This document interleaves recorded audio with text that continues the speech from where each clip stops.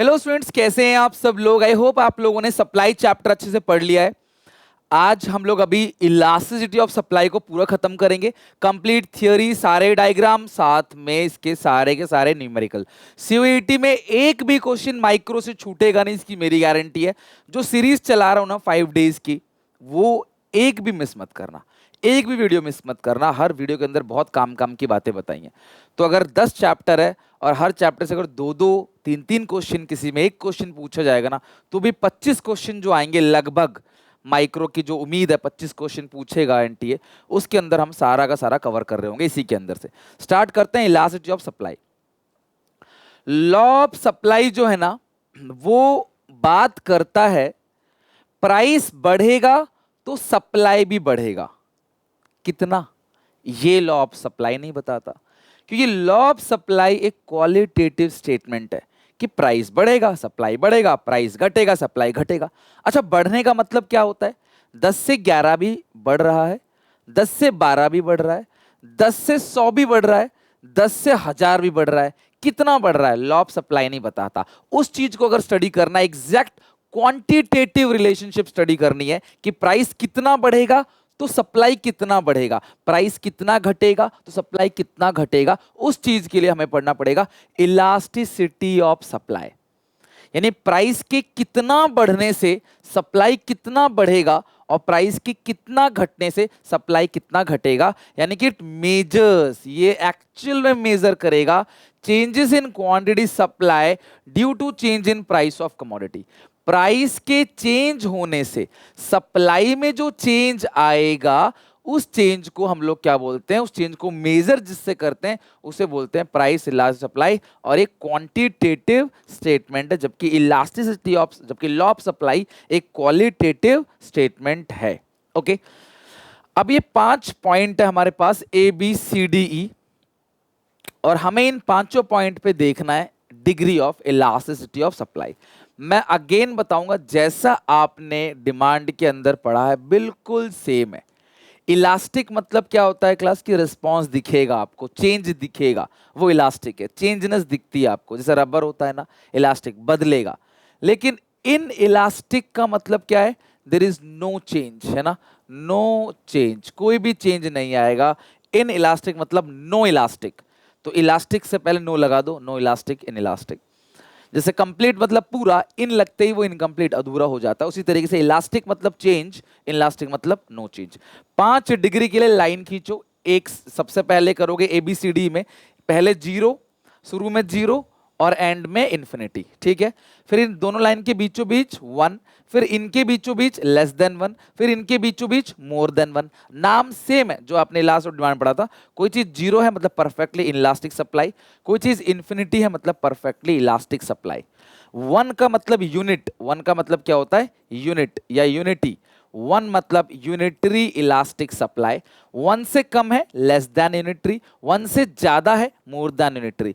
और ये पॉइंट इसका पड़ोसी है तो रिलेटिवली इनइलास्टिक, और ये वाला पॉइंट इसका पड़ोसी है तो रिलेटिवली इलास्टिक। ये भी आप ध्यान रखना। अच्छा, अब इनके डायग्राम पे आते हैं और मतलब समझते हैं कि इनका मतलब क्या होता है, वो समझते हैं। अगर कोई चीज 0 है, इसका मतलब वो है ही नहीं, इन इलास्टिक। प्राइस इतना सप्लाई इतना, प्राइस कम हो गया तब भी सप्लाई इतना, प्राइस और कम तब भी सप्लाई इतना, प्राइस बढ़ गया तब भी सप्लाई इतना। प्राइस के बढ़ने से या घटने से अगर सप्लाई में कोई चेंज नहीं होता, प्राइस था 10 बढ़कर हो गया 12, सप्लाई पहले 20 था अभी 20 है, इस कंडीशन को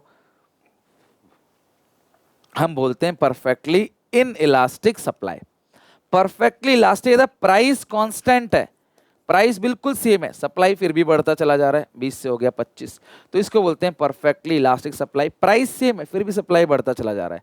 या फिर इसको ऐसे समझो कि एक स्लाइटेस्ट चेंज इन प्राइस, अगर इस लाइन की चौड़ाई जितना भी प्राइस चेंज हो गया तो भी सप्लाई काफी आगे चला जाएगा। इसी को हम लोग क्या बोलते हैं? Perfectly elastic supply. ओके, अच्छा, अब यूनिटरी इलास्टिक सप्लाई क्या होता है? यूनिटरी इलास्टिक सप्लाई, प्राइस इतना सप्लाई इतना। अगर प्राइस 10% से बढ़ेगा तो सप्लाई भी 10% से बढ़ेगा। Percentage change in price is equal to percentage change in supply, तो ये 1 के बराबर हो गया।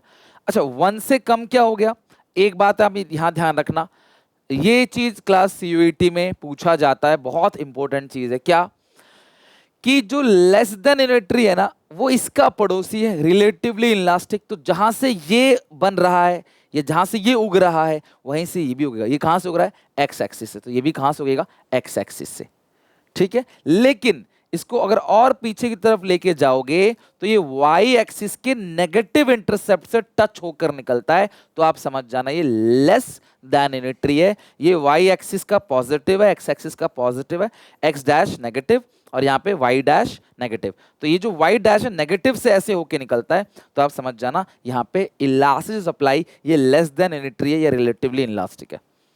ये पॉइंट इसका पड़ोसी है, तो ये जहां से उग रहा है वाई एक्सिस से, तो ये भी वाई एक्सिस से ही उगेगा, लेकिन स्लोप इसका अपवर्ड होगा, पॉजिटिव स्लोप ऊपर की तरफ जाएगा। और ये एक्स एक्सिस के नेगेटिव से अगर आप पीछे ले जाओगे तो यहां से ये पास करेगा, तो आप समझ जाना ये मोर देन यूनिटरी इलास्टिक है।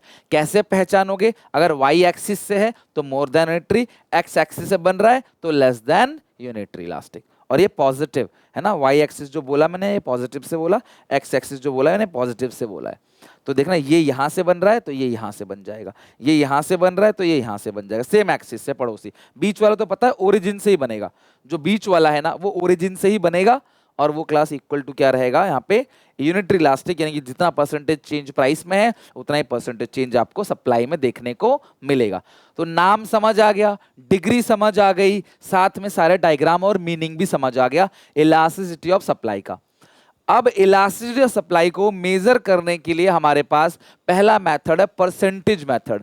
सेम टू सेम जो इलास्टिसिटी ऑफ डिमांड में पढ़ा था एग्जैक्टली सेम वही है, बस यहाँ पे माइनस का साइन नहीं लगता। The price elastic supply of a good measure the responsiveness of the quantity supply due to change in the price of commodity. Price में चेंज होगा, सप्लाई में कितना चेंज होगा। More specifically the price supply denoted by ES and define as formula as the given below formula. Price elastic supply ES का formula क्या, percentage change in quantity supply upon percentage change in price. अब percentage change in quantity supply कैसे निकालोगे, delta Q upon Q into 100। Percentage change price कैसे निकालोगे, delta P upon P1 into 100, 100 cancel, तो delta Q upon delta P into P upon Q। तो ये आ गया class आपका इलास्टिसिटी ऑफ सप्लाई।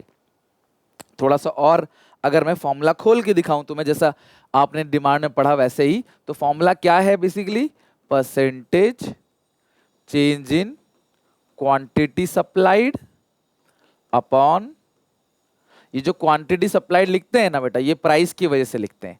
अच्छा प्राइस बढ़ेगा सप्लाई बढ़ेगा, प्लस प्लस प्लस, प्राइस घटेगा सप्लाई घटेगा, माइनस माइनस भी प्लस। तो कहने का सिंपल सा मीनिंग है कि यहाँ पे कुछ नेगेटिव आएगा ही नहीं। इलास्टिसिटी ऑफ डिमांड में ईडी हमेशा माइनस में आता था, यहाँ पे हर चीज प्लस में दिखेगी, यहाँ कुछ भी आपको माइनस नहीं दिखेगा, बिकॉज सेम डायरेक्शन में दोनों जाते हैं तो हमेशा प्लस ही आएगा। Change in quantity supply Q2 minus Q1 upon Q1 into 100, इसी Q2 माइनस Q1 को डेल्टा Q लिखते हैं। P2 minus P1 upon P1 into 100, आपको पता है P2 नया प्राइस है, P1 पहला प्राइस है, Q2 न्यू क्वांटिटी है, Q1 पहली वाली क्वांटिटी है, 100 कैंसिल, तो ये आएगा डेल्टा Q अपॉन Q1, ये आएगा डेल्टा P अपॉन P1। इसको ऊपर भेजेंगे तो सही आएगा delta Q upon delta P into P1 upon Q1। ये है फॉर्मूला जो बना किससे है, इसी फॉर्मूले से डेराइव करते करते हम यहाँ तक पहुँच गए। वो परसेंटेज वाला है, जब परसेंटेज में दिया होगा गिवन क्वेश्चन में तो परसेंटेज वाला लगाओगे, नहीं तो आप ये वाला लगाओगे, ठीक है। चलो अब आते हैं ज्योमेट्रिक मेथड। जैसा आपने पॉइंट मेथड पढ़ा था इलास्टिसिटी ऑफ डिमांड में, यहाँ पे भी वैसा ही है।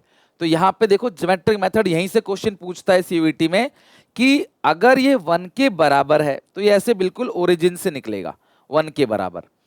अगर ये क्लास लेस देन 1 है, लेस देन 1 है, तो देख रहे हो आप यहाँ से y का जो नेगेटिव है ना यहां से निकलता है, यहां से स्टार्ट होगा ऐसे, फिर y के x के पॉजिटिव को क्रॉस करके निकलेगा। अगर मोर देन 1 है ना तो x के नेगेटिव से देखो ऐसे निकलेगा और देन फिर y के पॉजिटिव से होके ऐसे निकलेगा। तो आप पहचान लेना, आपको डायग्राम दे देगा और बोलेगा पहचानो ये लेस देन है, मोर देन है या इक्वल टू 1 है। 1 होगा तो ओरिजिन से निकल रहा होगा, चाहे कैसे भी निकले ओरिजिन से निकलता है 1। माइनस वाई और फिर प्लस एक्स वाला मोर than 1, minus x sorry less than 1 है, ये लेस देन 1 है, और फिर माइनस एक्स अगर है और प्लस वाई है, ये माइनस वाई प्लस एक्स, ये है माइनस एक्स प्लस वाई, तो ये हो गया आपका मोर देन 1। अगर मैं तुम्हें थोड़ा सा और अच्छे से समझाऊं ना ये वाला, तो मैं तुम्हें और अच्छे से समझा सकता हूं। यहां से निकल रहा है तो ई एस इक्वल टू 1, ऊपर की तरफ है तो मोर देन 1, ठीक है, ऊपर की तरफ है तो ई एस मोर देन 1, नीचे की तरफ है तो ई एस लेस देन 1। बस आप इतना याद कर लो, ऊपर है तो मोर देन 1, नीचे है तो लेस देन 1। और आपको ये जो पता है, ये वाला जो बिल्कुल स्टैंड पे है, खड़ा है, तो 0, और ऐसा जो है वो इन्फिनिटी। ये बन गया पूरा, इसी को तो कहते हैं ज्योमेट्रिक मेथड। देख लो आप, पूरा का पूरा यही है। ओके चलो, अब हम एक काम करते हैं, इसके न्यूमेरिकल्स बनाते हैं, सवाल बनाते हैं। तो आओ सबसे पहले क्वेश्चन के ऊपर, price of A commodity is 5, price जो है वो 5 है, तो P1 हो गया 5, हम पहले को सॉल्व कर रहे हैं। P1 हो गया price, the total revenue is 100, TR1 है 100 रुपीज। आगे लिखा है वन प्राइस राइज बाई 20%, 5 का 20% कितना बनता है, 5 का 20% बनता है 1 रुपए, ठीक है, 5 का 20% निकालो 1 बनेगा। और रेवेन्यू राइज बाई 400, रेवेन्यू 400 से बढ़ गया तो TR2 हो गया 500। भाई पहले कितना था 800, फिर हो गया 400 से बढ़ गया, तो पहले 800 था, 400 से बढ़ गया तो हो गया 1200। अब यहाँ पे आप ना Q1 निकालो और Q2 निकालो। सिंपल सी बात है, अगर आप 5 रुपए का प्राइस है और रेवेन्यू कमा रहे हो 800 रुपए, है ना, तो क्वांटिटी कितनी होगी, 800 रुपए तुम कमा रहे हो 5 रुपए वाला सामान बेच के, तो क्वांटिटी होगी 160। 1200 रुपए कमा रहे हो तुम, P2 6 होगा ना, 1 रुपए से बढ़ गया 6 होगा ना, 5 था इंक्रीज बाई 20%, तो अब तो 6 हो जाएगा ना। तो 1200 को डिवाइड दो 600 से, आएगा 200। कैसे आया formula, TR is equal to पता है प्राइस इंटू क्वांटिटी, तो आपको क्वांटिटी निकालना है, तो TR अपॉन प्राइस कर दोगे तो क्या मिल जाएगा आपको, क्वांटिटी मिल जाएगा, ठीक है, TR अपॉन प्राइस क्वांटिटी। तो मैंने यही किया, 800 अपॉन 5 160, 1200 अपॉन 6 200, डन। अब चेंज इन P कितना आ गया 1, चेंज इन Q कितना आ गया 40, ठीक है, चेंज इन Q कितना आ गया यहाँ पे 40 आ गया, बिकॉज क्वांटिटी आपने निकाल लिया। तो फॉर्मूला क्या है, delta Q upon delta P into P1 upon Q1, 5/4 1.25, answer आ गया 1.25। ES more than 1, more than 1 को क्या बोलते हैं, रिलेटिवली इलास्टिक सप्लाई। तो यहाँ पे आपको आंसर प्लस में ही देखने को मिलेगा, यहाँ पे कोई डाउट नहीं है, सारा आंसर प्लस में ही आएगा, क्योंकि सप्लाई का डायरेक्ट और पॉजिटिव रिलेशनशिप होता है। वीडियो पॉज करके लिख लेना, कोई डाउट्स हो कमेंट्स में पूछ लेना। सेकंड, क्वांटिटी सप्लाई 25% से बढ़ गया, ठीक है, तो क्वांटिटी सप्लाई कितने से बढ़ा 25% से, प्राइस बढ़ गया 4 से 5, तो P2 minus P1 upon P1 into 100, ये आता है परसेंटेज चेंज इन प्राइस। तो 1/4 तो 25 हो गया टोटल, ये ठीक है, 25/25, तो ES जो आ गया वो किसके बराबर गया 1 के। 1 मतलब क्या होता है, यूनिटरी इलास्टिक सप्लाई। आसान था, MCQ में वैसे भी आपको आसानी से करना है, ज्यादा टाइम देना नहीं है। At the price of ₹8 per unit the quantity supply of A commodity is 200 unit. अगर प्राइस 8 रुपए है तो सप्लाई 200 यूनिट्स आप कर रहे हो। if price elasticity of 1.5, if its price rise to 10 per unit, calculate quantity supply at new price। अच्छा मेरी बात समझना, सबसे पहले जो प्राइस 1 है वो है आपका 8 रुपीज, क्वांटिटी सप्लाई है 200, Q1 कितना है हो गया 200, ES आपको दे रखा है 1, इलास्टिक सप्लाई क्या दे रखा है आपको 1.5। if price rise to 10, price बढ़कर कितना हो गया 10, ES है 1.5, तो आपको न्यू क्वांटिटी पूछा गया, तो निकाल लोगे, कोई दिक्कत नहीं आएगी, ठीक है। ES 1.5 है, ES is equal to delta Q नहीं पता, डेल्टा P है 2 रुपए, P1 है 8, Q1 है 200, 2 1 जा 2, 2 4 जा 8, 200 को 4 से डिवाइड दे दो, ये आ गया 50, राइट। तो 1.5 is equal to delta Q upon 50, तो 50 को 1.5 से मल्टीप्लाई करोगे तो डेल्टा क्यू जो आएगा वो आएगा 75। यानी क्वांटिटी अगर प्राइस बढ़ गया है 2 रुपए से तो क्वांटिटी भी 75 से बढ़ गया। पहले 200 था तो ये प्लस का है ना तो बढ़ रहा है, माइनस का होता तो घट रहा होता। और सप्लाई में तो प्राइस बढ़ेगा तो सप्लाई भी बढ़ेगा, तो प्राइस 8 से बढ़कर 10 हो गया और सप्लाई 200 से बढ़कर हो गया 275, 275। आई क्लास बात समझ? तो इसका आंसर आ जाएगा एमसीक्यू में 275। ठीक है, नेक्स्ट आगे देखते हैं। commodity X and Y have equal price elasticity to supply. The supply of X rise from 400 to 500 due to 20% rise in price. Calculate percentage fall in supply of Y if price fall by 8%. हो जाएगा, कोई problem नहीं है, लेकिन यहाँ पे एक calculation आपको अच्छी करनी पड़ेगी। क्या? Commodity X and Y equal price है। अगर ES जो X का आ रहा है ना वही ES Y का आएगा, जो ES X का आएगा वही ES आपका Y का भी आएगा। ठीक है, अगर X की बात करें, प्राइस 400 से 500 हो गया 20%, सप्लाई 400 से 500, 20% राइज इन प्राइस। प्राइस कितना बढ़ गया है? 20% से।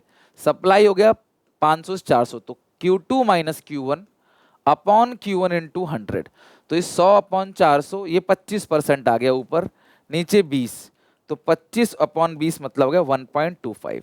तो ES जो X का आ गया वो 1.25 है, तो जो ES Y का होगा वो भी कितना होगा? 1.25।